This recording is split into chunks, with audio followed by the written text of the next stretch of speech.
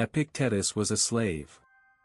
He owned nothing, controlled nothing, not his labor, not his body, not even his name by Roman law. And yet he became one of the most free human beings who ever lived, and the philosopher Marcus Aurelius, emperor of Rome, copied his ideas into a private journal he kept for no one but himself. That contrast, a man with absolute power studying the moral teachings of a man who had none, tells you something important about what Epictetus was actually offering.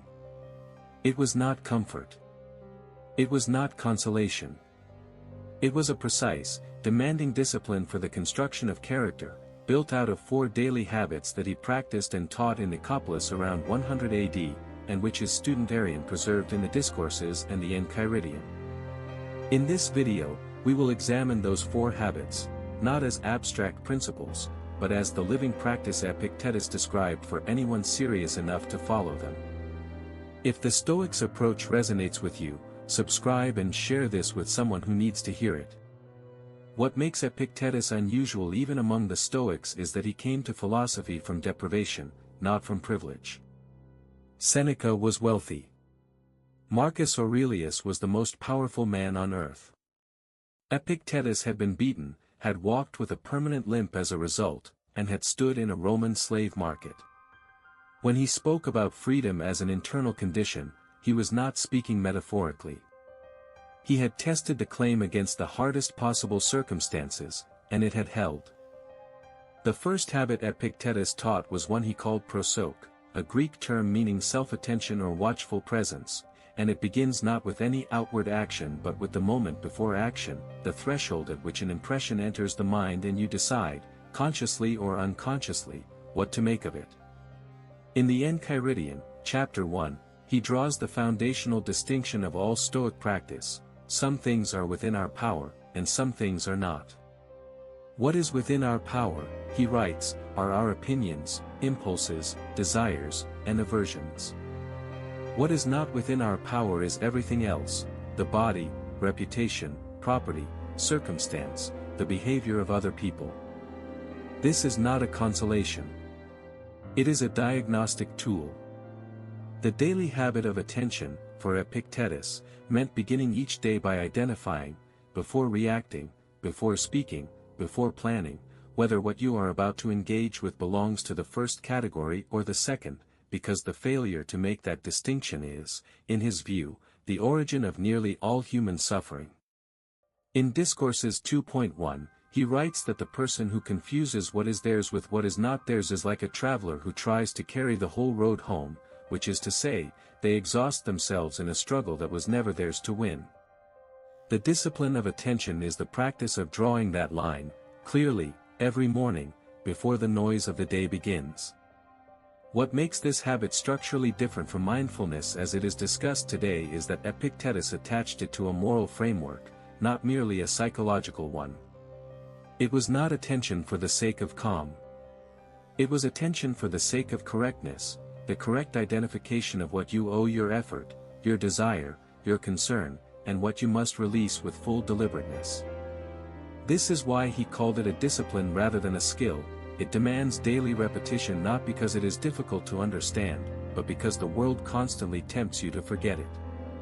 But mastering the threshold of attention is only the beginning, because Epictetus knew that attention alone, without the second habit, collapses the moment desire enters the picture. The second habit concerns desire, not its suppression, which Epictetus explicitly rejected, but its redirection toward objects that fall entirely within the domain of the will. In the Enchiridion, chapter 2, he writes that a person should desire only virtue and avert from vice, because only in those two directions does desire operate without the risk of frustration. Every other desire, for health, for wealth, for recognition, for love returned in a particular form, involves wanting something that another person, or circumstance, or fortune itself, ultimately controls, which means that every such desire places your peace at the mercy of conditions you did not create and cannot guarantee. This is the point that most readers resist, because it sounds like a withdrawal from life rather than an engagement with it. Epictetus anticipated that resistance precisely. In Discourses 3.3, he distinguishes between the person who has eliminated desire entirely, which is neither possible nor desirable, and the person who has learned to prefer what they can produce through their own effort and judgment. The Stoic does not stop caring. They care about different things, about acting with integrity when the outcome is uncertain, about being honest when honesty is costly, about maintaining equanimity when circumstance turns against them.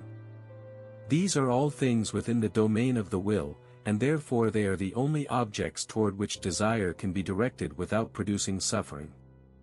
What Epictetus was describing is a daily practice of interrogation. Each time you notice yourself wanting something, the habit requires you to ask, does this depend entirely on my own will, or does it depend on what lies outside it? If the latter, the Stoic move is not to stop caring about the outcome, but to detach the quality of your inner life from that outcome. You may still act toward it. You may still invest effort in it. But you hold the result loosely, because you have trained yourself to locate your satisfaction in the quality of the effort rather than in the verdict of the world. Yet desire redirected still leaves a gap, because life does not wait for you to be ready, and events will arrive regardless of your preparation. This is where the third habit enters, and it is the one Epictetus considered the most practically demanding of all. The third habit Epictetus described is what he called the discipline of action, the practice of acting fully and deliberately within your role in the world while holding your attachment to outcomes loosely. He organized this around the Stoic concept of kathekon, usually translated as appropriate action or duty, meaning the set of responsibilities that belong to you by virtue of who you are, a parent, a citizen, a friend, a student, a teacher.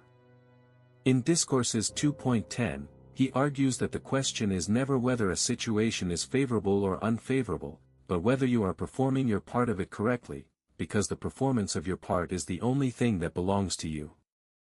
This is a subtler claim than it first appears, because it requires distinguishing between two kinds of investment in an action.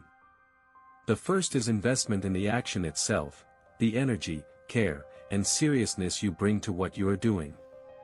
The second is investment in the particular outcome you hope the action produces. Epictetus held that the first kind of investment is not only permissible but required, while the second is the precise mechanism by which character is corrupted, because it makes the integrity of your conduct conditional on whether the world cooperates. He writes in Enchiridion chapter 14 that a person who acts well and then suffers a bad result has lost nothing that was truly theirs to keep. The daily habit this produces is what we might describe as full engagement with reserved judgment. You act as if the outcome matters, because the quality of your action does matter, but you do not allow the outcome to be the measure of whether you have lived well in that moment. A physician who treated a patient with complete skill and the patient died has still practiced medicine well. A person who told the truth at great personal cost and was not believed has still been honest. The act and its result are, in Epictetus's framework, morally separable, and the character is built entirely in the act.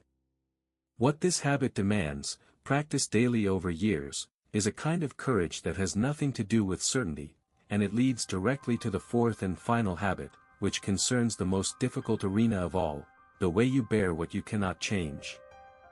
The fourth habit is the one Epictetus returned to most frequently throughout the Discourses, and it is the one that most sharply distinguishes Stoic practice from every form of mere endurance or resignation.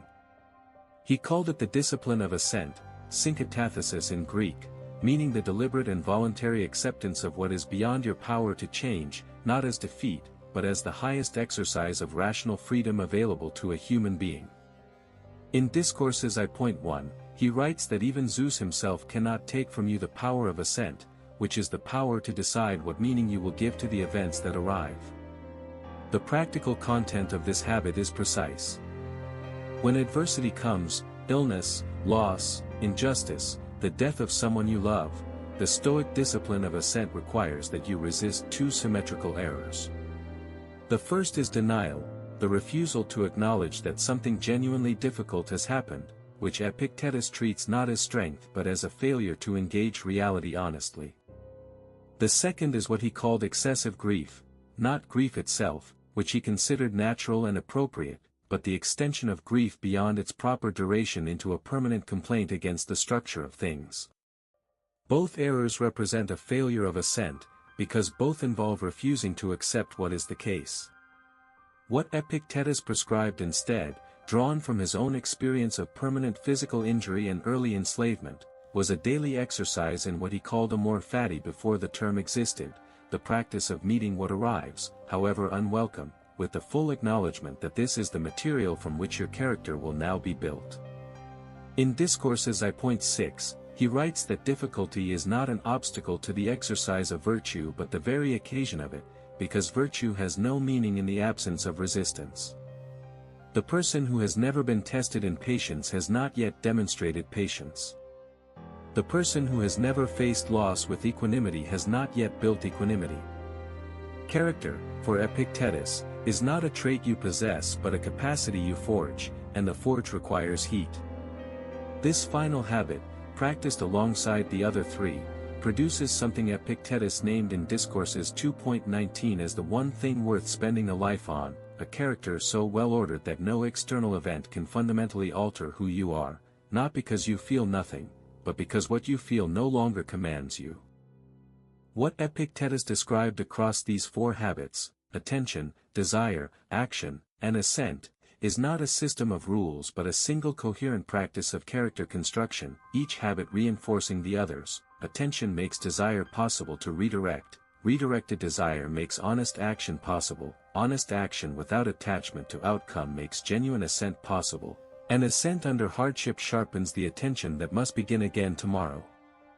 The practical implication for the viewer today is exact, not inspiration but a daily question, asked seriously, before anything else, of what is happening in your life right now, what truly belongs to your will, and what have you been treating as yours to control that never was. The Stoics wrote for themselves, but what they left behind survived 2,000 years for a reason. Subscribe and we will keep exploring why.